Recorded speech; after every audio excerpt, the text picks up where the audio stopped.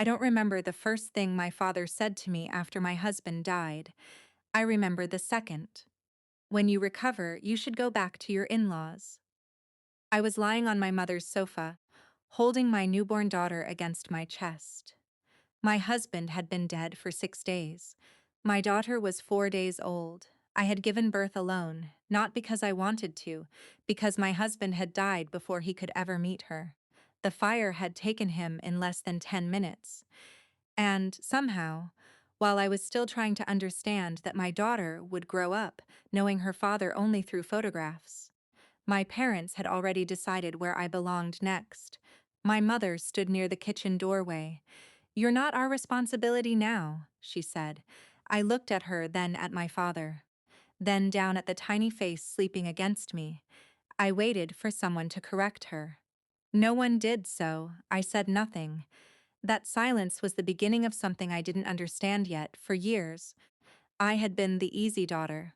I didn't ask for much. I didn't cause problems. When my parents needed help, I helped.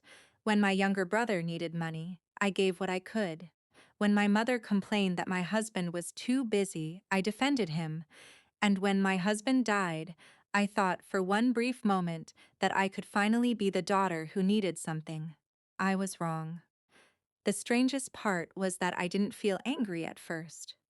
I felt embarrassed, as if my grief had become an inconvenience, as if my baby and I had arrived at my parents' house carrying a bill they hadn't agreed to pay. 3 days later, my father brought up my husband's family again. "They'll take you back." I stared at him. "Back?" He avoided my eyes. "You have a place there. My husband's parents lived in another city." I barely knew them. My husband had kept certain parts of his family life private, and I had never pushed him. Now my father was suddenly very interested in sending me there. I began noticing things.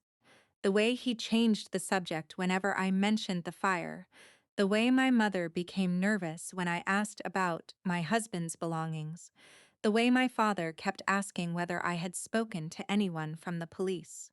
I didn't understand it, but I remembered it. One evening, while my daughter slept beside me, I opened my husband's old phone. Most of it was damaged, but one number remained saved. No name, just a number. I almost ignored it.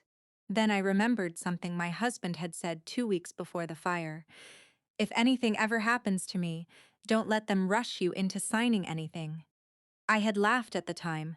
Now I couldn't. I called the number. A man answered. I didn't know him.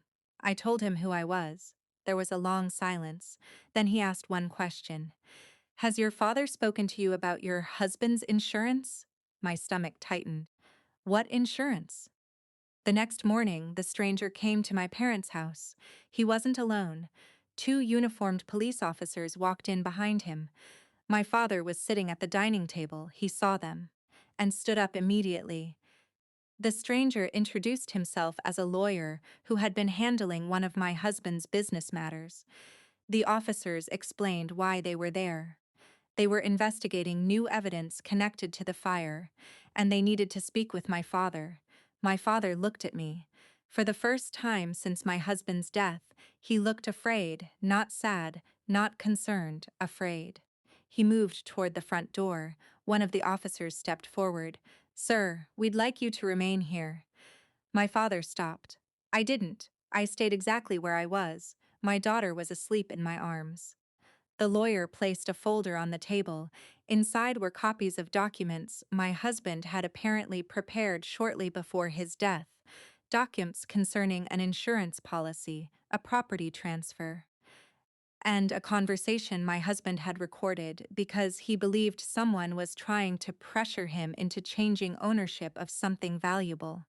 My father's name appeared in the paperwork. I looked at him.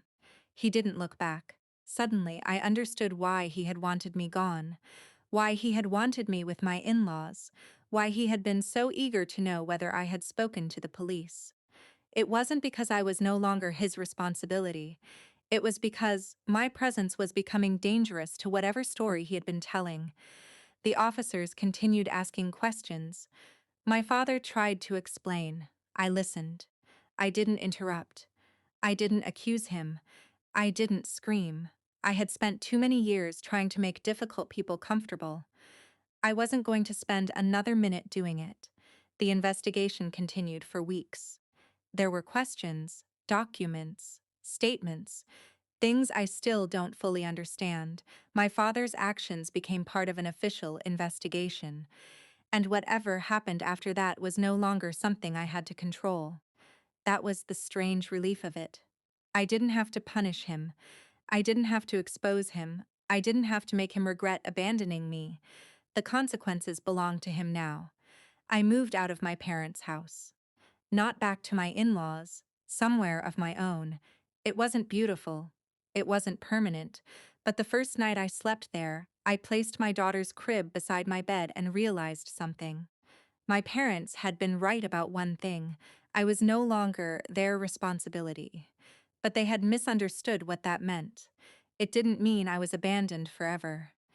It meant I was finally free to stop waiting for them to choose me. My husband was still dead.